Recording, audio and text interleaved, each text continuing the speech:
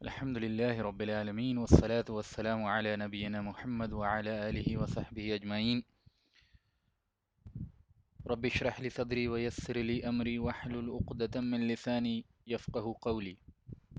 اللهم تقبل منا ما كان صالحا وأصلح لنا ما كان فاسدا.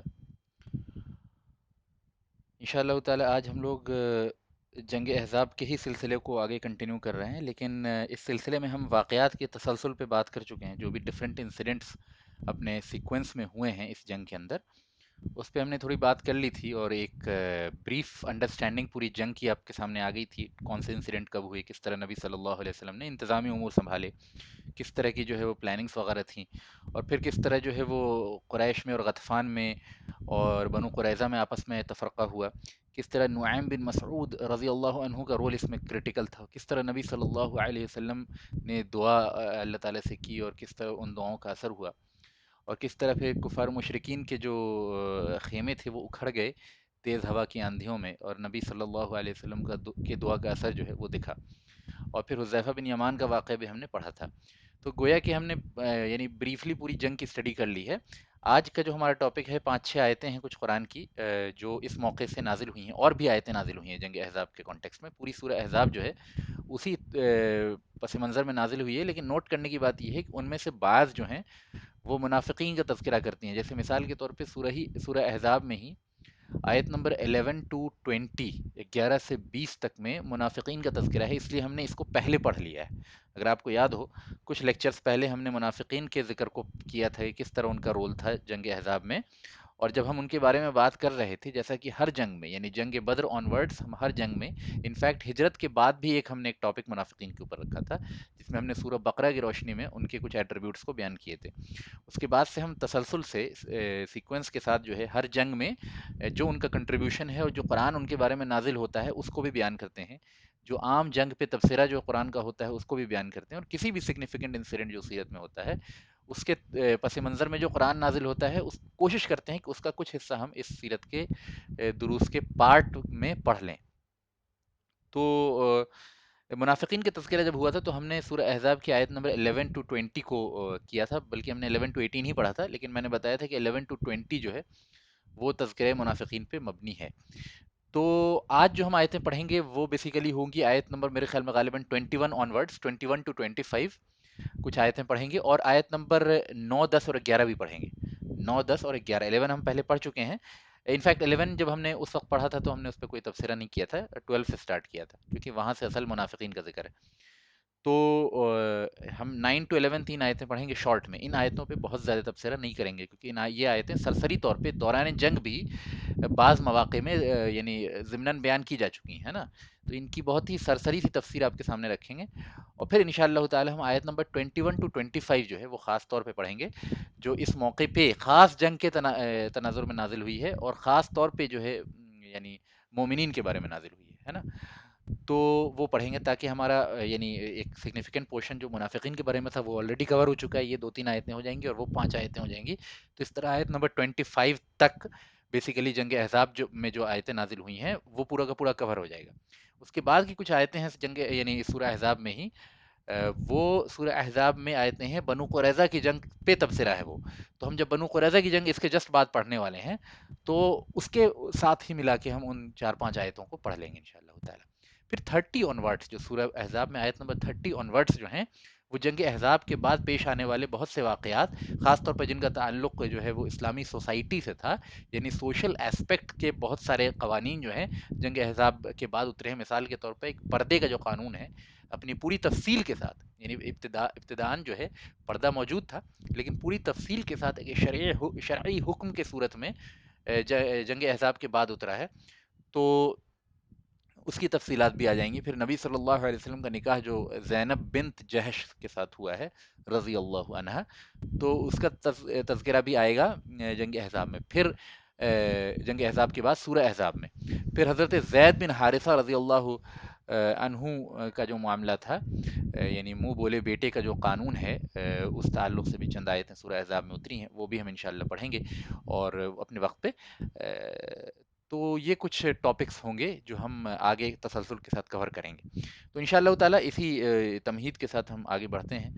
اعوذ باللہ من الشیطان الرجیم، بسم اللہ الرحمن الرحیم، یا ایہا الذین آمنوا اذکروا نعمت اللہ علیکم اذ جاءتکم جنود فارسلنا علیہم ریحا وجنودا لم تروها وکان اللہ بما تعملون بصیرا۔ یہ آیت ہے، آیت نمبر 9۔ اس میں اللہ تعالیٰ فرماتا ہے یا ایہا الذین آمنوا اذکروا نعمت اللہ علیکم، اے ایمان والوں، اللہ تعالیٰ کی اس نعمت کو جو تم پہ ہوئی ہے اس کو یاد رکھو۔ جبکہ اب نعمت ایک خاص یعنی ایک تو اللہ تعالیٰ کی نعمتیں عام ہیں، لیکن خاص نعمت کا یہاں ذکر ہو رہا ہے۔ اذ جاءتکم جنود فارسلنا علیہم ریحا وجنودا لم تروها، جبکہ تم پہ فوجیں چڑھ آئیں، ہے نا، فوجیں تم پہ چڑھ آئیں، یعنی احزاب جو ہے پوری کی پوری، یعنی یوں کہہ لیجئے کہ عرب اپنی پوری قوت کے ساتھ گویا کہ مدینے پہ چڑھایا ہو، بنیادی طور پہ جو مضبوط قوتیں عرب کے اندر، جو بھی اجتماعی قوتیں موجود تھیں، وہ اپنے پورے تکمیل کے ساتھ جو ہے وہ نبی صلی اللہ علیہ وسلم کے مقابلے پہ آئی تھیں۔ تو اللہ تعالیٰ نے اس کے بعد فرمایا فَأَرْسَلْنَا عَلَيْهِمْ رِيحًا، کہ ہم نے اس کے بعد جو ہے آندھی ان کے اوپر بھیج دی، ہے نا، وہ ہم نے پیچھے واقعے کے کانٹیکس میں بھی بیان کیا ہے، وَجُنُودًا لَمْ تَرَوْهَا، اور ایسی فوجیں ہم نے بھیجی جنہیں تم نہیں دیکھ رہے تھے۔ یعنی ایک تو یہ کہ آندھی کی فوج کا معاملہ یہ ہوا، آندھی کا معاملہ یہ ہوا کہ جب تیز آندھیاں چلی ہیں تو اسی خندق کے اس طرف مسلمانوں کا خیمہ ہے، صحابہ کا خیمہ ہے، رسول اللہ صلی اللہ علیہ وسلم قیام پذیر ہیں، لیکن کسی کو کوئی خبر نہیں ہوتی، بلکہ ان ہواؤں کا نقصان مسلمانوں کو کچھ بھی نہیں ہوتا ہے۔ اسی کی دوسری طرف جو ہے اتنی تیز ہوائیں چلتی ہیں کہ ان کا پورا خیمہ اکھڑ جاتا ہے، اور سردی کی شدت سے ان کی حالت خراب ہو جاتی ہے، اور ہر سردار جو ہے وہ اپنے اپنے بس فیملی اور قبیلے والوں کو اپنی طرف، یعنی اپنے اہل خانہ کو اپنے پاس بلاتا ہے اور بولتا ہے واپس چلنے کا وقت ہو گیا ہے۔ یعنی اتنی بری حالت ہو جاتی ہے کہ ان کے جانور آپس میں گتھم گتھی ہو جاتے ہیں، ان کے تمام پکوان جو ہیں الٹ جاتے ہیں، ہے نا، اور ان کے خیمے اکھڑ جاتے ہیں، اور سپلائیز تو آلریڈی ان کی بند ہو چکی تھی بنو قریظہ کے طرف سے، جو سپلائی بلاک کی ہے اپنی پلاننگ کے تھرو نعیم بن مسعود نے۔ تو یہ کیفیت تھی، اس کا بیان ہو رہا ہے، یہ پہلے میں نے بیان کر دیا تھا، یہ آیت بھی آئی ہے، تو زیادہ اس کی تفصیل میں نہیں جائیں گے۔ وَكَانَ اللَّهُ بِمَا تَعْمَلُونَ بَصِيرًا، اور اللہ تعالیٰ جو ہے جو بھی تم عمل کرتے ہو اس کو دیکھ رہا ہوتا ہے۔ یعنی اصل معاملہ یہ ہے کہ اللہ تعالیٰ کی یہ نصرت و مدد جو ہے، اس کانٹیکسٹ میں اگر ہم اس آیت کو سمجھیں تو وہ یہی ہے کہ اللہ تعالیٰ کی مدد اور اللہ تعالیٰ کی فوج کے ذریعے جو نصرت ہوتی ہے وہ ایک طویل آزمائش کے بعد ہے نا، جیسا کہ اللہ کے نبی صلی اللہ علیہ وسلم کی عبداللہ ابن عباس رضی اللہ عنہما سے روایت ہے، صحیح مسلم کی جامع ترمذی کی روایت ہے، اور دوسری جامع ترمذی کے علاوہ بھی دوسری کتابوں میں ہے، طویل حدیث ہے، اس کا ایک ٹکڑا یہ ہے کہ اللہ کے نبی صلی اللہ علیہ وسلم نے فرمایا کہ وَعْلَمْ، اور اے عبداللہ ابن عباس، اے میرے بچے جان لو کہ ان النصر مع الصبر، کہ جو کامیابی ہے، جو اللہ تعالیٰ کی طرف سے نصرت ہوتی ہے وہ صبر کے بعد نازل ہوتی ہے نا، وَإِنَّ الْفَرْجَ مَعَ الْكَرْبِ، اور کسی مصیبت و پریشانی سے نکلنے کا جو راستہ ہوتا ہے وہ ایک کچھ مدت اس پریشانی میں گزارنے کے بعد اللہ تعالیٰ جو ہے پیدا کرتے ہیں، وَإِنَّ مَعَ الْعُسْرِ يُسْرًا، اور ہر مصیبت کے ساتھ جو ہے اللہ تعالیٰ پھر آسانی بھی دیتے ہیں، ٹھیک ہے۔ تو یہ سمجھنا بہت ضروری ہے کہ اللہ تعالیٰ نے جب یہ فرمایا وَكَانَ اللَّهُ بِمَا تَعْمَلُونَ بَصِيرًا، کہ جو اعمال تم کر رہے ہو اللہ تعالیٰ انہیں دیکھ رہا ہوتا ہے، گویا کہ اللہ تعالیٰ نے صحابہ کے اخلاص کو دیکھا، رسول اللہ صلی اللہ علیہ وسلم کی پریپریشن کو دیکھا، صحابہ کی مستعدی کو دیکھا، اور پھر نبی صلی اللہ علیہ وسلم نے جب دعا کی تو اللہ تعالیٰ نے فوراً جو ہے وہ اس دعا کو قبول کیا، اور آسمان و زمین کی فوجیں جو ہیں وہ کفار کے خیمے کو اکھاڑنے میں لگ گئیں۔ اللہ تعالیٰ نے آندھی کو اپنی فوج بنا لی، اللہ تعالیٰ نے آندھی کو استعمال کر کے جو ہے وہ قریش اور غطفان کی فوج کا معاملہ تمام کیا۔ آگے اللہ فرما رہا ہے اذ جاءکم من فوقکم ومن اسفل منکم، اور جب آ گئے وہ، یعنی یہ پوری فوج جو ہے، احزاب جو ہے وہ آ گئے تمہارے اوپر، من فوقکم، تمہارے اوپر سے، ومن اسفل منکم، اور تمہارے نیچے سے، یعنی گویا کہ یعنی یہ محاورتاً اس طرح سے بات کی گئی ہے، اوپر سے تو نہیں آئے وہ، نہ وہ نیچے سے آئے، لیکن چاروں طرف سے انہوں نے گھیر لیا۔ وَإِذْ زَاغَتِ الْأَبْصَارُ وَبَلَغَتِ الْقُلُوبُ الْحَنَاجِرَ وَتَظُنُّونَ بِاللَّهِ الظُّنُونَ، اور جب جو نگاہیں ہیں وہ پلٹ گئیں، ہے نا، نگاہیں، آنکھوں کا چندھیا جانا جن کو کہتے ہیں، یعنی نگاہ شدت خوف سے پھٹ پڑتی ہیں، اس کیفیت کو بیان کیا جا رہا ہے، وَبَلَغَتِ الْقُلُوبُ الْحَنَاجِرَ، اور جو تمہارے دل ہیں وہ گویا کہ حلق میں آ گئے، یعنی شدت خوف کی حالت تمہاری یہ ہو گئی، وَتَظُنُّونَ بِاللَّهِ الظُّنُونَ، اور اللہ تعالیٰ سے تم طرح طرح کے گمان جو ہے وہ کرنے لگے تھے شدت آزمائش میں۔ ظاہر ہے اس سے مراد کمزور مسلمان اور منافقین کا گمان ہے، صحابہ اس وقت بڑی مستعدی کے ساتھ قائم تھے، تبھی اللہ تعالیٰ کی نصرت جو ہے وہ نازل ہوئی ہے۔ هنالك ابتلي المؤمنون وزلزلوا زلزالا شديدا. یہ وہ موقع تھا جب مومنین جو ہیں بڑی شدت کے ساتھ آزمائے گئے اور بہت ہی شدت کے ساتھ جھکجھوڑ دیے گئے، ہے نا. یہ وہ موقع تھا جب بہت شدت کے ساتھ انہیں رگڑ دیا گیا، گویا کہ ہم اپنی زبان میں اگر کہیں تو. کیونکہ ہم دیکھتے ہیں کہ صحابہ نے یہ موقع جو ہے، یہ احزاب کی آزمائش جو ہے، وہ بہت ہی اینٹیسپیٹری موڈ میں گزاری ہے. اینٹیسپیٹری موڈ کا مطلب یہ ہوتا ہے کہ جب انسان ہر لمحے خطرے کی توقع رکھتا ہے، لیکن خطرہ اس کے سر پہ کھڑا ہے لیکن خطرہ ابھی نازل نہیں ہوا ہے. کیونکہ یہ توقع جو ہے نا، وہ انسان کی نفسیات پہ بہت بڑا اثر ڈالتی ہے. یعنی بسا اوقات یعنی جنگ میں جب انسان آمنے سامنے دشمن سے مد مقابل ہوتا ہے، تو حالانکہ وہ بھی بڑا امتحان ہے، لیکن وہ اس کے مقابلے میں آسان ہوتا ہے. یعنی جب انسان اینٹیسپیٹ کر رہا ہوتا ہے ہر لمحے خطرے کو، خوف کو، اور اس کا منتظر ہوتا ہے، اور ہر وقت جو ہے وہ چاق و چوبند رہتا ہے، تو یہ کیفیت نفسیات پہ بہت بڑا اثر ڈالتی ہے، اور یہ بہت منٹل اسٹریس اس کے ذریعے پیدا ہوتا ہے. تو یہ بہت زیادہ منٹل اسٹرینتھ ڈیمانڈ کرتی ہے اس سچویشن کو ہینڈل کرنے کے لیے. اس کے مقابلے میں جب آمنے سامنے کی جنگ ہوتی ہے تو اگرچہ وہ بھی بہت مشکل بات ہے، اور ہمارے لیے تو تمام چیزیں مشکل ہیں، ہم تو چھوٹی چھوٹی پریشانیوں میں پریشان ہو جاتے ہیں،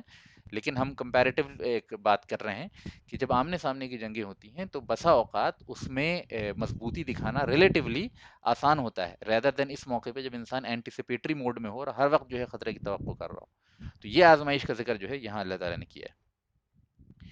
ابھی ہم نے 9 سے 11 آیتیں پڑھی تھی، انشاءاللہ اب ہم 21 ٹو 25 غالباً پڑھیں گے. تو یہ 5 آیتیں آپ کے سامنے آئیں گی. نوٹ کیجئے گا، بہت ہی اہم آیت کی طرف ہم لوگ بڑھ رہے ہیں.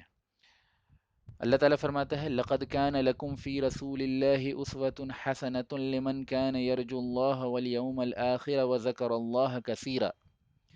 اور بے شک تمہارے لیے رسول اللہ صلی اللہ علیہ وسلم کی ذات میں بہترین نمونہ ہے، بہترین رول ماڈل ہے. کس کے لیے؟ لمن کان یرجو اللہ والیوم الآخر، ہر اس شخص کے لیے جو اللہ تعالیٰ سے ملنے کی توقع رکھتا ہے اور آخرت کا امیدوار ہے. ٹھیک ہے، وذکر اللہ کثیرا، اور جو اللہ تعالیٰ کو بہت یاد رکھتا ہے، اللہ تعالیٰ کا ذکر بڑی کثرت سے کرتا ہے، گویا کہ اللہ تعالیٰ کو بہت یاد رکھتا ہے.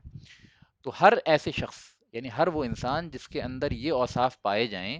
اس کے لیے رسول اللہ صلی اللہ علیہ وسلم کی ذات بہترین نمونہ ہے، بہترین رول ماڈل ہے ہر اعتبار سے. اب آپ جانتے ہیں، میں ذرا آپ کی توجہ چاہوں گا کہ آپ جانتے ہیں کہ کوئی بھی ایسی مجلس ہوتی ہے یا کہیں بھی نبی صلی اللہ علیہ وسلم کی سنت کی اتباع کی اور آپ کی اطاعت کی تلقین پہ مبنی کوئی بھی درس ہوگا اور کوئی بھی جو تقریر ہوگی، وہ اس آیت کے ذکر سے خالی نہیں ہو سکتی. یعنی یہ وہ آیت ہے جو دنیا میں سب سے زیادہ کوٹ کی جانے والی جو قرآن کی آیتیں ہیں تقاریر وغیرہ میں، وہ سب سے زیادہ یہ آیتیں کوٹ کی جاتی ہیں. جن آیتوں کو کوٹ کیا جاتا ہے ان میں سے ایک یہ ہے. ٹھیک ہے، اور کسی بھی جس میں بھی نبی صلی اللہ علیہ وسلم کے جملہ فضائل کو بیان کیا جا رہا ہو، یا جہاں بھی نبی صلی اللہ علیہ وسلم کی سنت کی اتباع کی تلقین کی جا رہی ہو، وہاں یہ آیت ضرور آتی ہے. اس لیے آپ میں سے بہت سے لوگوں نے اس آیت کو بار بار سنا ہوگا. اگر آپ نے عربی میں نہیں بھی یاد کیا ہے تو یہ آیت اردو میں یا عام ایک سرسری سا معنی جو ہے بہت سے مسلمانوں کو معلوم ہوتا ہے کہ بے شک تمہارے لیے رسول اللہ صلی اللہ علیہ وسلم کی ذات میں بہترین نمونہ ہے. ٹھیک ہے، یعنی سنت کے مجموعی حیثیت کی اہمیت کو اجاگر کرنے کے لیے اس آیت کا ہمیشہ استعمال کیا جاتا ہے. ٹھیک ہے، اب چاہتا ہوں کہ میں تھوڑا سا اس آیت پہ سٹریس دوں اور چند باتوں کو آپ کے سامنے رکھوں. جب بھی ہمارے سامنے سنت اور اتباع نبی کا ذکر آتا ہے یا اتباع سنت کا ذکر آتا ہے، تو ہمارے سامنے چند محدود سنتوں کا تصور ہمارے ذہن میں آتا ہے، اور ہم سنت سے مراد وہی چیزیں لیتے ہیں. مثال کے طور پہ ایک انسان جس ماحول کا پروردہ ہوتا ہے اور جس طرح کی تعلیم پاتا ہے، تو اس کے سامنے جب کچھ الفاظ بولے جاتے ہیں، کوئی ورڈ بولا جاتا ہے، تو اس کے ذہن میں ایک تصور آتا ہے. مثال کے طور پہ اگر میں آپ کے سامنے ایک ورڈ بولوں عبادت، تو سب سے پہلے رو تصور جو آپ کے ذہن میں آئے گا وہ نماز کا آئے گا، اور بالکل صحیح بھی ہے، کوئی حرج کی بات نہیں ہے. لیکن اگر عبادت ورڈ استعمال کرنے سے صرف نماز آپ کے ذہن میں آتی ہے اور کسی دوسری چیز کی طرف ذہن منتقل نہیں ہوتا، تو یہ ایک محدودیت ہے نا. اس کا مطلب یہ نہیں ہے کہ نماز عبادت نہیں ہے، اس بات کو سمجھیے. نماز افضل ترین عبادت ہے، لیکن لفظ عبادت سے آپ کے ذہن میں نماز کے سوا کسی دوسری چیز کا تصور نہ پیدا ہو، تو پھر یہ مفہوم جو ہے عبادت کا، وہ خطا پہ مبنی ہے. یعنی نماز عبادت کا جزو ہے، نماز عبادت کا حصہ ہے، نماز عبادت کے بڑے سیٹ میں ایک سب سیٹ ہے. لیکن یہ سمجھنا کہ نماز ہی صرف عبادت ہے، یہ ایک مفہوم خطا پہ مبنی ہے نا۔ کوئی بھی شخص نہیں، اگر آپ کسی سے پوچھیں کیا صرف نماز ہی عبادت ہے، تو منع وہ کہہ دے گا نہیں ایسا نہیں ہے، اور بھی چیزیں عبادت ہے نا۔ بہت کم دینی اعتبار سے جس شخص کو معلومات ہوگی وہ بھی ایسا نہیں کہے گا، لیکن پھر بھی جب عبادت کا ورڈ بولا جائے گا تو ایک تصور نماز کا آئے گا، کیونکہ وہ سب سے افضل ترین عبادت ہے۔ تو اگر آپ کے سامنے کوئی لفظ بولا جائے اور اس لفظ کے بولنے پہ آپ کے ذہن میں کوئی ایسا تصور آئے جو اس لفظ کا سب سے اونچا معیار ہے نا، تو کوئی حرج کی بات نہیں ہے نا، کوئی حرج کی بات نہیں ہے۔ یعنی مثال کے طور پہ میں آپ کے سامنے اگر بولوں اخلاق ہے نا، تو اخلاق کی جب بولوں تو آپ کے سامنے ذہن میں کیا تصور آئے گا کہ دوسروں کے ساتھ حسن سلوک کر رہا ہے، دوسروں سے اچھے طریقے سے بات کر رہا ہے، وغیرہ وغیرہ۔ اسی طرح عبادت بولوں تو سب سے عبادت کی جو سب سے بلند ترین مینیفیسٹیشن ہے وہ نماز ہے، تو نماز کا تصور آپ کے سامنے آئے گا۔ لیکن جب ہم سنت ورڈ بولتے ہیں تو لفظ سنت آپ کے سامنے جب بھی آتا ہے تو سنت کے جو سب سے چھوٹے مینیفیسٹیشنز ہیں وہ آپ کے سامنے آتے ہیں۔ کیوں؟ کیونکہ ہم نے سنت کو، یا ہمیں سنت کو بہت ہی مفہوم معنی میں بتایا گیا ہے، یا ہم نے سنت کو بہت ہی محدود معنی میں سمجھا ہے، ٹھیک ہے۔ جب ہم سنت کو سوچتے ہیں تو چند چیزیں ہمارے ذہن میں آتی ہیں، اور وہ سنت ہیں، یقینی طور پہ سنت ہیں، اور ان کی اپنی اہمیت ہے اپنی جگہ، لیکن سنت کے جامع لفظ کو وہ پورے طور پہ کنوے نہیں کرتے۔ مثال کے طور پہ میں آپ سے کہوں کہ فلاں آدمی بڑا سنت کا پابند ہے، تو آپ کے ذہن میں تصور آئے گا کہ وہ مسواک وغیرہ کرتا ہوگا، اور اس نے داڑھی رکھی ہوگی اچھی سی، اور بالکل یہ سنت کی پابندی کی علامت ہے، ٹھیک ہے، اور اس نے سرما وغیرہ بھی لگایا ہوگا، اور کچھ اور چند چیزیں جو ہیں وہ ہوں گی۔ تو یہ سنت کے چند جو تصورات ہیں وہ بہت ہی محدود معنی میں آپ کے سامنے آئے۔ وہ سنت، میں پھر سے کہہ رہا ہوں، کیونکہ بعض لوگ جب یہ بات کہتے ہیں تو وہ غلط معنی مراد لے دیتے ہیں، وہ کہتے ہیں داڑھی سنت نہیں ہے، مسواک سنت نہیں، یہ سب بات نہیں ہے، داڑھی بھی سنت ہے، مسواک بھی سنت ہے، اور بہت ساری چیزیں ایسی سنت ہیں جن کو عام طور پہ لوگ سنت سمجھتے ہیں۔ لیکن کیا سنت انہی محدود معنی میں محصور ہے؟ نہیں۔ سنت لفظ کا سب سے بڑا اطلاق کس بات پہ ہوتا ہے، اس کو سمجھنا بہت ضروری ہے۔ سنت جب ہم ابتدائی اسلامی لٹریچر میں پڑھتے ہیں، ابتدائی دور میں، جب ہم بالکل یعنی دیکھ رہے ہیں کہ سلف کا دور ہے جس کے بارے میں نبی صلی اللہ علیہ وسلم نے اس دور کو سب سے بہترین دور قرار دیا ہے کہ خیر القرنی ثم الذین یلونہم ثم الذین یلونہم، کہ سب سے بہترین زمانہ میرا زمانہ، قرنی میرا زمانہ، ثم الذین یلونہم، اور پھر جو اس سے ملا ہوا ہے، ثم الذین یلونہم، اور جو پھر اس سے ملا ہوا ہے، یعنی صحابہ، تابعین اور تبع تابعین کا جو زمانہ ہے، اللہ کے نبی صلی اللہ علیہ وسلم نے اس کو سب سے بہترین زمانہ قرار دیا، بخاری کی روایت ہے، ٹھیک ہے۔ اس دور میں جب ہم سنت کے معنی کو بیان کرتے ہیں، یا سنت لفظ کا اطلاق ہوتا ہے، وہ پورے دین کے ایک منہج کے اوپر ہوتا ہے، پورے دین کے ایک میتھڈولوجی کے اوپر ہوتا ہے۔ اسی لیے ہم جب دیکھتے ہیں امام احمد ابن حنبل نے کتاب لکھی، کتاب السنہ، جب اس کتاب کو آپ اٹھا کے دیکھیے گا تو ایسا نہیں ہے کہ اس میں اللہ کے نبی صلی اللہ علیہ وسلم کے مسواک کی سنت بیان کی گئی ہے، اور اللہ کے نبی صلی اللہ علیہ وسلم کے پیجامہ پہننے کے طریقے کو بیان کیا گیا ہے، ان سب کی اہمیت اپنی جگہ، لیکن ان باتوں کو وہاں بیان نہیں کیا گیا، بلکہ شروع ہی کیا ہے کتاب کو اس طرح کی اصول سنت اننا التمسک بما كان علیہ اصحاب رسول اللہ صلی اللہ علیہ وسلم و اقتداء بہم، کہ ہمارے نزدیک سنت کیا ہے، وہ اس طریقے کو، اس میتھڈولوجی کو سنت کہتے ہیں جس پہ اللہ کے نبی صلی اللہ علیہ وسلم کے صحابہ مجتمعی طور پہ قائم ہوں، ہے نا، وہ اقتداء بہم،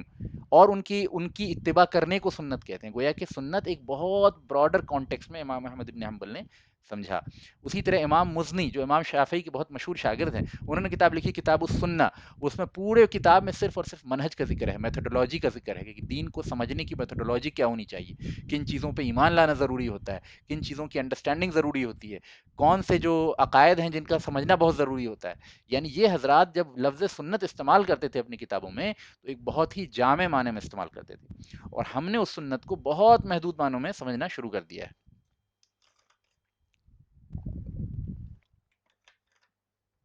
ٹھیک ہے۔ تو اصلاً اگر ہم پھر واپس ٹاپک کی طرف آتے ہیں بغیر گوئنگ ٹو ایکسٹرا ٹینجنٹ، کے ٹاپک کی طرف آتے ہیں، تو سنت جو ہے بیسیکلی اس پوری میتھڈولوجی کا نام ہے جس کے تھرو نبی صلی اللہ علیہ وسلم نے دین کو اسٹیبلش کیا۔ سنت اس پورے طریقہ کار کا نام ہے جس کے تھرو نبی صلی اللہ علیہ وسلم نے اپنی زندگی گزاری۔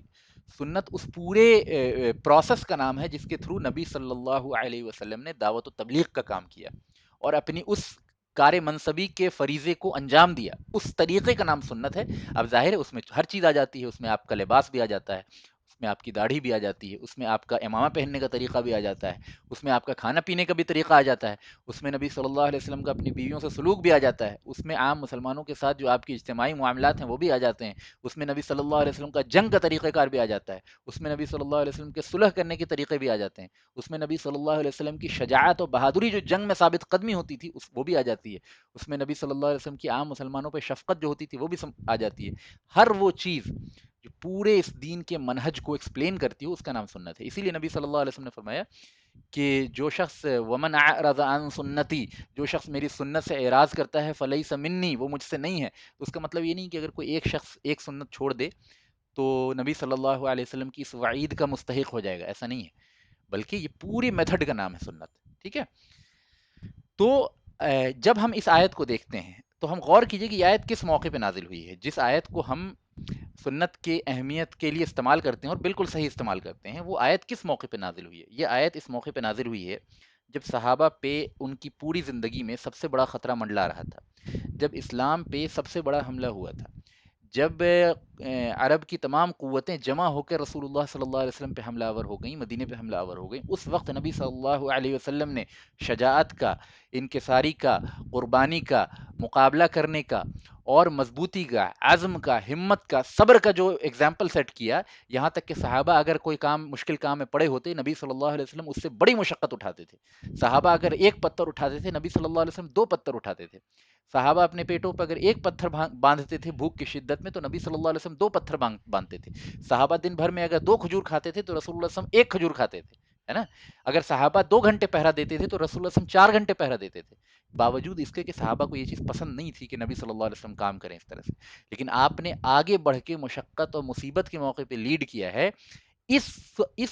کانٹیکسٹ میں یہ آیت نازل ہوئی ہے، کبھی اس کانٹیکسٹ سے اس آیت کو ڈیٹیچ نہیں کیجیے، ہر سنت پہ اپلیکیبل ہے یہ آیت، لیکن سب سے زیادہ جس چیز کے اوپر اپلیکیبل ہے، سب سے زیادہ جس چیز کے اوپر منطبق ہوتی ہے وہ نبی صلی اللہ علیہ وسلم کی عزم اور آپ کا صبر اور آپ کی مقابلے کی قوت اور آپ کی شجاعت اور آپ کی بہادری اور آپ کا استقلال جو ہے، جو نبی صلی اللہ علیہ وسلم نے مصیبت کے وقت میں دکھایا، اور اسلام کے تحفظ کے لیے آپ کا جان دے دینے کا عزم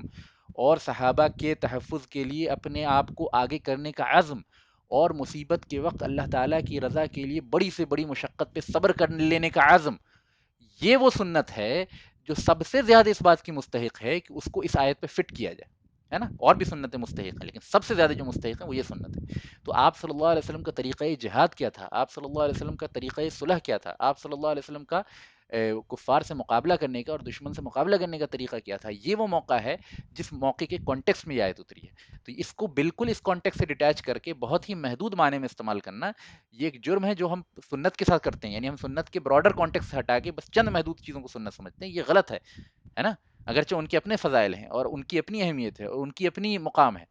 لیکن بڑے لیول پہ کسی چیز کو پورے کلی اعتبار سے سمجھنا یہ بہت ضروری ہے دین کے صحیح فہم کے لیے، اور سلف کے فہم کے عین مطابق ہے کہ سنت کو ایک منہج سمجھا جائے، سنت کو ایک میتھڈولوجی سمجھا جائے، سنت کو ایک طریقہ کار سمجھا جائے، ریدر دین چند جزوی اعمال کو سنت کہہ کے ہم جو ہے یہ سمجھیں کہ ہم سنت کے پابند ہیں، ٹھیک ہے؟ تو اس آیت کو اس جنگ احزاب کے موقع پہ نازل ہونا اور اس کانٹیکس میں نازل ہونا یہ اپنے آپ میں سفیشینٹ میسج ہے کہ یہ جو نبی صلی اللہ علیہ وسلم کو بہترین نمونہ قرار دیا گیا ہے، اگرچہ وہ ہر اعتبار سے ہے لیکن مصیبت کے موقع پہ جس عزم اور شجاعت کے ساتھ آگے بڑھنا کی جو سنت ہے نبی صلی اللہ علیہ وسلم کی، وہ سب سے زیادہ اس بات کی مستحق ہے کہ اس کو اس آیت پہ فٹ کیا جائے، کیونکہ اسی کے کانٹیکس میں یہ آیت نازل ہوئی ہے۔ ہوپ فلی میں نے بہت زیادہ آپ کا وقت تو لیا ہے، لیکن میں نے ایک کام کی بات آپ کو سمجھانے کی کوشش کی ہے، اور سلف کے فہم اور قرآن جس چیز کو سنت کہتا ہے اور قرآن جس چیز میں نبی صلی اللہ علیہ وسلم کو اسوہ حسنہ قرار دیتا ہے اس کی سمجھ ہمارے اندر کچھ حد تک آ جائے، تو یہ جو اتنی باتیں میں نے کی ہے اس میں اپنے آپ کو کامیاب سمجھوں گا۔ اللہ تعالیٰ نے فرمایا ہے لقد كان لكم في رسول الله اسوة حسنة لمن كان يرجو الله واليوم الآخر وذكر الله كثيرا، کہ بے شک تمہارے لیے رسول اللہ صلی اللہ علیہ وسلم کی ذات میں بہترین نمونہ ہے، کس کے لیے؟ اگر کسی شخص کے ذہن پہ آخرت کا تصور چھایا ہوا نہیں ہے، اگر کسی کے ذہن میں اللہ تعالیٰ کا تصور چھایا ہوا نہیں ہے، کوئی اللہ تعالیٰ کو اگر پابندی سے یاد نہیں کرتا ہے، کبھی بھی رسول اللہ صلی اللہ علیہ وسلم اس کے لیے بہترین نمونہ نہیں ہو سکتے کے اس آیت کے اگر ہم روح سے دیکھیں تو، ہے نا؟ یعنی نبی صلی اللہ علیہ وسلم کا رول ماڈل ہونا تبھی یعنی تحقیقاً ثابت ہوتا ہے جب ایک انسان آخرت کے تصور کو اپنے ذہن میں تازہ رکھتا ہے اور اللہ تعالیٰ کو یاد رکھتا ہے، وذکر اللہ کثیرا، اس کے لیے رول ماڈل ہیں جو اللہ تعالیٰ کو کثرت سے یاد رکھتا ہے۔ اب مومنین کی چند صفات بیان کی گئی جنگ احزاب کے موقع سے، جیسا کہ منافقین کی تفصیلی صفات پہلے آ گئی تھیں، تو وہ آیتیں بھی آپ کے سامنے ہیں، آیت نمبر 22 میں۔ اب آپ نوٹ کیجئے کہ جس طرح اللہ تعالیٰ نے آیت نمبر 21 میں نبی صلی اللہ علیہ وسلم کے بہترین نمونے کو ایک خاص کانٹیکس میں بیان کیا ہے، اور وہ ہر صورت میں اپلیکیبل ہے، لیکن اس خاص کانٹیکس میں بدرجہ اولا اپلیکیبل ہے۔ تو اب نبی صلی اللہ علیہ وسلم کی اس رول ماڈل کے بعد جو second level of role modelling ہے، رول ماڈل ہیں، وہ کون ہے ہمارے لیے؟ وہ صحابہ کی ذات ہے، اور صحابہ کی اسی ایٹریبیوٹ کو پھر اللہ تعالیٰ نے کچھ تفصیل سے بیان کیا ہے۔ وَلَمَّا رَأَى الْمُؤْمِنُونَ الْأَحْزَابَ، اور جب مومنوں نے یہ احزاب کو دیکھا، یعنی فوجوں کی عظیم، یعنی فوجوں، یعنی عظیم فوج کے جتھے کو دیکھا، قالوا، تو انہوں نے کہا ھذا ما وعدنا اللہ ورسولہ، یہ تو وہی ہے جس کا وعدہ اللہ اور اس کے رسول نے ہم سے کیا تھا، وصدق اللہ ورسولہ، اور بے شک اللہ تعالیٰ نے اور اللہ کے رسول نے سچ کہا ہے، وما زادهم الا ایمانا وتسلیما، اور یہ فوج اور یہ تمام آزمائشیں اور یہ مصیبت کا بیک وقت ٹوٹ پڑنا، یہ ساری چیزیں جو ہیں وما زادهم الا ایمانا وتسلیما، اس نے نہیں اضافہ کیا مگر ایمان میں اور درجہ، یعنی اور جذبہ تسلیم میں صحابہ کو مزید بڑھا دیا، یعنی ان کے اندر جو سبمیشن کا مادہ تھا، ان کے اندر جو ایمان تھا اللہ تعالیٰ کے اوپر، اس مصیبت نے اس ایمان کو بھی بڑھا دیا، اور یہ جو ان کے اندر ایک سبمیشن کا مادہ تھا، سبمیشن کا پوٹینشیل تھا، سبمیشن کا ایٹریبیوٹ تھا کہ اللہ اس کے رسول کے حکم کے آگے اپنے سر کو جھکا لینا ہے، اس کوالٹی میں مزید ان کے اضافہ ہو گیا اس مصیبت سے۔ اور جیسا کہ اللہ تعالیٰ کا قانون ہے کہ ایک ہی مصیبت اترتی ہے، تو جن کو ایمان کی کمی ہوتی ہے بسا اوقات، یا جن کے اندر نفاق ہوتا ہے، اسی مصیبت سے وہ اللہ سے دور ہو جاتے ہیں، اور وہی مصیبت اللہ کے نیک بندوں کو، یا اللہ تعالیٰ جن کے ساتھ خیر کا ارادہ کرتا ہے، ان کو اللہ تعالیٰ سے مزید قریب کر دیتی ہے، اور یہ آیت اس بات کی زندہ مثال ہے، صحابہ اس بات کی بہترین مینیفیسٹیشن ہے، ٹھیک ہے۔ پھر آگے اللہ تعالیٰ نے ایک آیت بیان کی ہے جو یوں سمجھ لیجئے کہ تمام قاصدین کے لیے اور تمام سالکین کے لیے اور تمام وہ لوگ جو دین کے کام کو اخلاص کے ساتھ کرنا جانتے ہیں، یہ ہمارے اور آپ کے جیسے لوگوں کی بات نہیں ہو رہی، پہلی بات سمجھ لیجئے، یہ بلند ہمت والے لوگوں کی بات ہو رہی ہے اگلی آیت میں، اور خاص طور پہ وہ لوگ جو اللہ تعالیٰ کو اپنا قصد، یعنی اللہ تعالیٰ کو ہی اپنا حقیقی قصد سمجھتے ہیں، ان کے لیے اس آیت، یعنی ان کی انتہا اس آیت پہ ہے۔ اور اللہ تعالیٰ نے اپنی زبان صادق سے فرمایا ہے من المؤمنین رجال صدقوا ما عاهدوا اللہ علیہ، اور مومنین میں سے وہ ہیں، مومنین میں سے، مسلمانوں میں سے، صحابہ میں سے بعض لوگ ایسے ہیں جنہوں نے جس چیز پہ اللہ سے وعدہ کیا تھا اس کو سچ کر دکھایا۔ آپ ذرا تصور کیجئے کہ جن کے وعدہ کو کے پورے کرنے کو اور جن کی صداقت کو کی گواہی اللہ تعالیٰ کی طرف سے اپنے اس کلام میں اتر رہی ہے جو ابد تک ہمیشہ قائم رہے گا، اور دنیا کے ختم ہو جانے کے باوجود اللہ تعالیٰ کا جو جو اللہ تعالیٰ کا یہ کلام ہے وہ قائم رہے گا، اس میں اللہ تعالیٰ نے اگر جن لوگوں کی سچائی کی، صداقت کی، اور ان کی ہمت کی، اور ان کے وعدہ یعنی وعدے کے پورے کرنے کے ایٹریبیوٹ کی تعریف کی ہے، تو آپ ذرا تصور کیجئے کہ ان حضرات کا مقام کیا ہے۔ من المؤمنین رجال صدقوا ما عاهدوا اللہ علیہ، مومنین میں سے بعض وہ لوگ ہیں جنہوں نے اللہ تعالیٰ سے جس چیز پہ وعدہ کیا تھا اس میں سچ، یعنی اس کو سچ کر دکھایا۔ فَمِنْهُمْ مَنْ قَضَى نَحْبَهُ، اور ان میں سے بعض وہ ہیں جنہوں نے اپنی مراد پا لی، یعنی جو وعدہ اللہ تعالیٰ سے انہوں نے کیا تھا وہ پا لیا، یعنی وہ جنگ احزاب میں شہید ہو گئے۔ وَمِنْهُمْ مَنْ يَنْتَظِرُ، اور بعض وہ ہیں جو اس شہادت کی تمنا کے انتظار میں ہیں، ابھی تک انہیں شہادت حاصل نہیں ہوئی ہے۔ وَمَا بَدَّلُوا تَبْدِيلًا، اور اپنے عزم میں، اپنی ہمت میں، اپنے اخلاص میں کوئی کسی قسم کی انہوں نے تبدیلی نہیں کی ہے۔ آپ ذرا تصور کیجئے کہ جن حضرات، یعنی جو ذات دلوں کے بھید سے واقف ہے، جو ظاہر و باطن میں کوئی فرق نہیں جانتی، یعنی جو ذات ظاہر و باطن سے یکساں طور پہ واقف ہے، اور ہر کیفیت بندے کی دل کی جو ہوتی ہے اس سے بخوبی واقف ہے، وہ اگر کسی کے نیت کے بارے میں یہ گواہی دے دے کہ ان لوگوں نے اپنی نیت کو نہیں بدلا ہے، اپنے عزم کو نہیں بدلا ہے نا، اپنے اخلاص کو نہیں بدلا ہے، تو ان حضرات کے مقام و مرتبے کو سمجھ پانا بھی ہماری عقل سے ماورا ہے نا۔ اسی لیے میں کہتا ہوں کہ یہ آیت جو ہے کہ اللہ تعالیٰ کی گواہی ہے کہ من المؤمنین رجال صدقوا ما عاهدوا اللہ علیہ، کہ مومنوں میں سے بعض وہ لوگ ہیں جنہوں نے اللہ تعالیٰ سے کیے ہوئے اپنے وعدے کو سچ کر دکھایا ہے، ٹھیک ہے۔ اور دوسری قسم کے لوگوں کے بارے میں فرما رہے ہیں وَمِنْهُمْ مَن يَنْتَظِرُ، بعض وہ ہیں جو ابھی انتظار میں ہیں، یعنی وہ ان کی یعنی وہ تمنائے شہادت اتنی ابل رہی ہے، ان کو موقع نہیں مل رہا، وما بدلو تبدیلا، اور انہوں نے اس نیت میں کوئی تبدیلی نہیں کی ہے۔ تو یہ صحابہ کی فضیلت میں، خاص طور پہ جنگ احزاب میں جو صحابہ شامل تھے، ان کے فضیلت اور ان کے مقام کو بیان کرنے کے لیے، اور ان کی صداقت کو، اور ان کی اللہ تعالیٰ کے یہاں تقرب کو بیان کرنے کے لیے بہت ہی واضح مثال ہے۔ اور اس طرح کی بہت سی مثالیں مختلف مقامات پہ قرآن میں آئی ہیں، آ چکی ہیں، آگے بھی آئیں گی۔ ان تمام کو مجموعی طور پر دیکھنے کے بعد بھی اگر کوئی شخص جو ہے یہ کہے کہ صحابہ کی ایمان میں شک کرے، ان پہ نفاق کا الزام لگائے، یا ان کو نبی صلی اللہ علیہ وسلم کو دھوکہ دینے کا الزام لگائے معاذ اللہ، جو بعض بیوقوف لوگ کرتے ہیں، تو پھر اس شخص کو اپنی آخرت کی فکر کرنی چاہیے کہ اللہ تعالیٰ کی اولیاء پہ، اور تمام اولیاء کے سردار ہیں صحابہ، ان پہ اگر کوئی انگلی اٹھاتا ہے، تو اگر اللہ تعالیٰ اس شخص سے بدلہ لینے پہ اتر آئے تو اس کے ایمان کو سلب کر لے گا، موت کے وقت جو ہے وہ کفر بکتا ہوا مرے گا۔ اور ایسے بہت ساری ایگزامپلس یعنی تاریخ میں دیکھنے میں آئی ہیں، جو لوگ صحابہ چھوڑ دیجئے، ائمہ حضرات پہ، ائمہ مجتہدین پہ بھی بعض دفعہ زبان درازی کر دیتے ہیں اپنی زندگی میں، اور سوچتے ہیں ایک چھوٹی بات ہے، واللہ ان کی موت کفر پہ ہو جاتی ہے، زندگی بھر نیک اعمال کرتے ہیں، اور آخر میں جو ہے اللہ تعالیٰ اپنے ولی کے اور اپنے نیک بندوں کی محبت میں، جذبہ انتقام میں آتا ہے، اور ان سے ایمان کو سلب کر لیتا ہے۔ اس لیے بہت ڈرنا چاہیے اللہ کے نیک بندوں کے بارے میں کوئی غلط بات کہنے کے لیے، ہے نا۔ اس تعلق سے اور بھی روایتیں موجود ہیں، میں آپ کا زیادہ وقت نہیں لینا چاہتا کہ اس پہ بہت سی باتیں کی جا سکتی ہیں۔ دو آیتیں اور ہیں انشاءاللہ، اس کے بعد ہم اپنی بات کو ختم کریں گے۔ اللہ تعالیٰ نے اس پوری جو آزمائش ہے اس کی مصلحت بیان کی ہے یہاں۔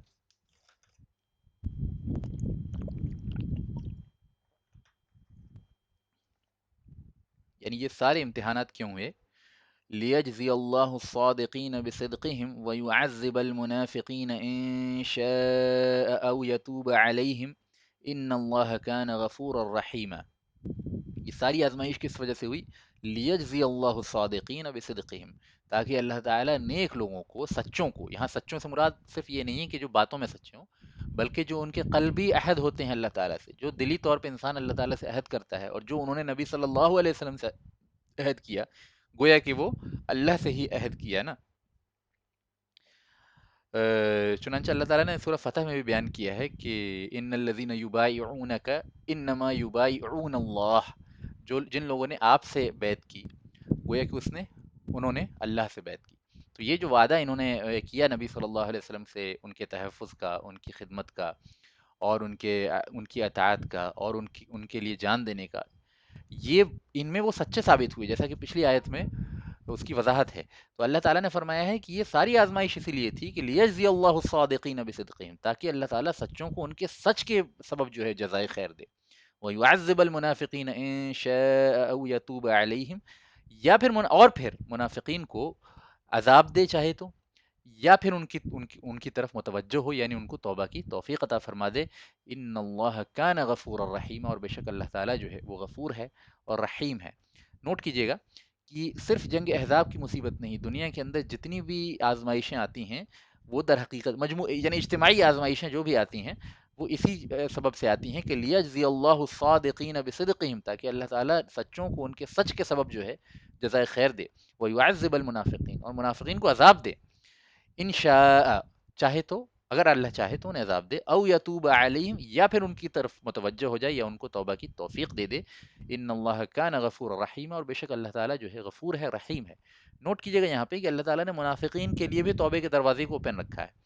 تو جن کے دلوں میں نفاق تھا، نبی صلی اللہ علیہ وسلم کی موجودگی میں وہ منافق بنے ہوئے تھے، ظاہر ہے وہ سب سے بڑے مجرم تھے، اس کے باوجود اللہ تعالیٰ نے ان کے لیے توبے کا دروازہ کھول رکھا ہے، کہ فرمایا او یتوب علیہم، ممکن ہے کہ اللہ تعالیٰ ان کی طرف متوجہ ہو، اور جب اللہ تعالیٰ متوجہ ہوگا ان کی طرف تو انہیں توبہ کی توفیق مل جائے گی، بالآخر وہ ایمان پہ خاتمہ پائیں گے اپنا۔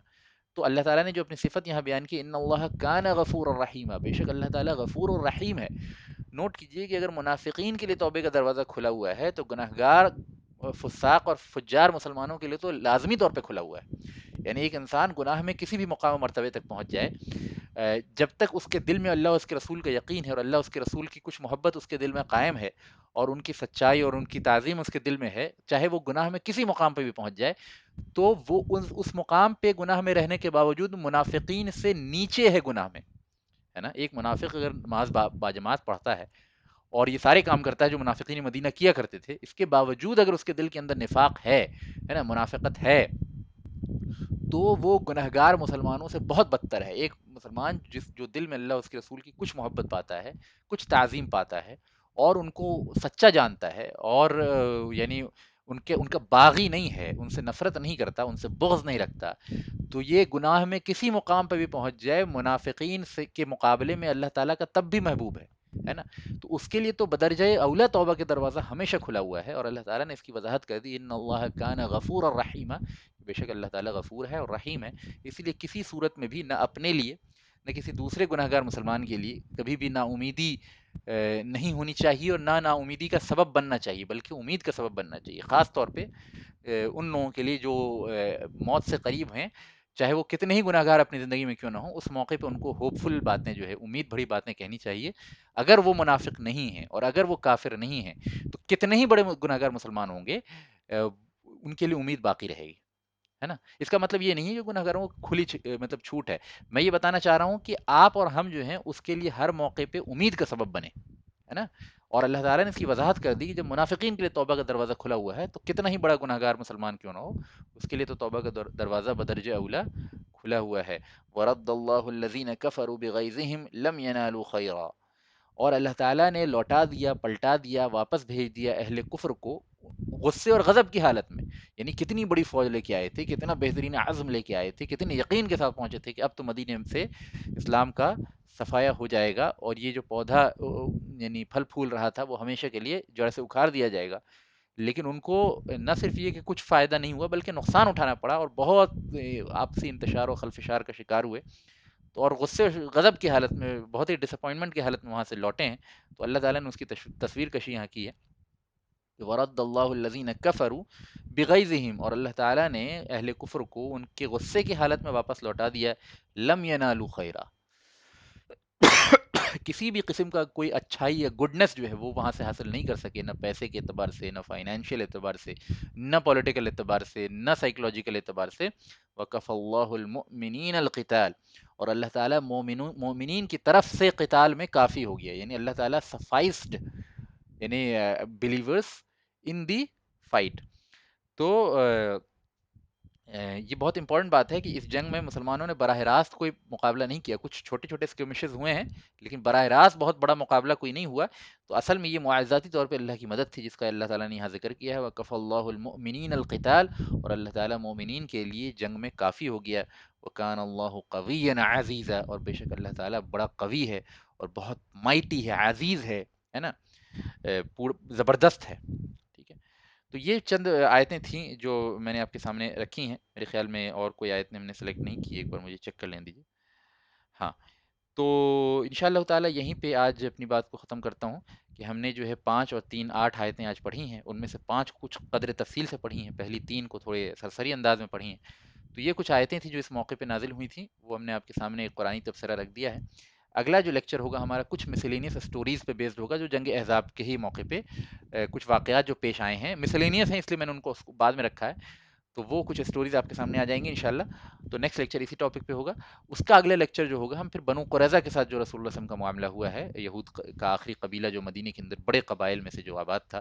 اور ان کی جو غداری کی سزا انہیں ملی ہے، اور پھر اس میں سعد بن معاذ کا جو رول رہا ہے، وہ ساری باتیں جو ہے انشاءاللہ تعالی ہم نیکسٹ لیکچر میں نیکسٹ لیکچر میں پڑھیں گے، اللہ تعالیٰ سے دعا کرتے ہیں کہ اللہ تعالیٰ جو ہے ہماری اس کوشش کو قبول کرے،